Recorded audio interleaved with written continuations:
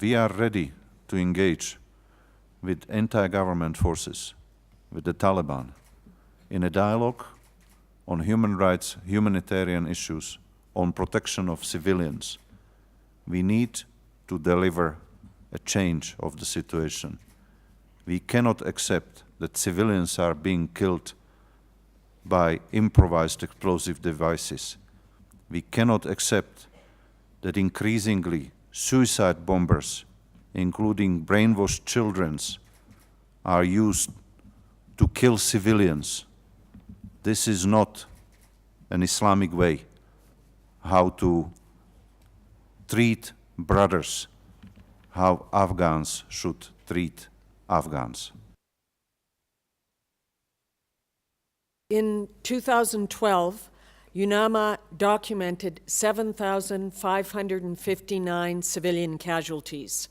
This is 2,754 civilian deaths and 4,805 injuries, which is a very important part of the situation. This year, for the first time in 6 years, we recorded a decline in civilian deaths of 12%.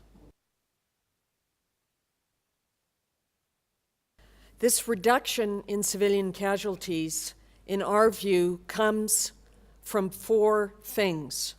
First, ground engagements between the parties caused fewer casualties. There was a decline in suicide attacks by anti-government elements. There was a reduced number of aerial operations by international military forces, and there was measures taken by both the Afghan forces and the international forces to reduce harm to civilians. They actually made a change, we think, based on much of our efforts and the efforts of other Afghans to work with them to minimize civilian harm. Within this overall reduction, though, conflict-related violence increased as it affects women and girls.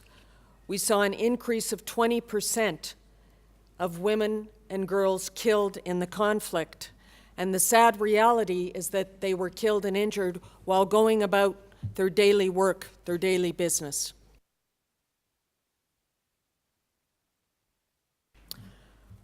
One trend we noticed this year, which is disturbing, is that while the decrease in civilian casualties is very much welcome, civilians and civilian communities continue to be threatened, their lives, livelihoods, and well-being. And we attribute this to increasing threats associated with the presence and reemergence of a number of armed groups across the country. با جزئیات یک گزارش بسیار جالب هست. تنها به اعلامیه‌های مطبوعاتی اتکا نکنین. تشکر از تشریف آوردید.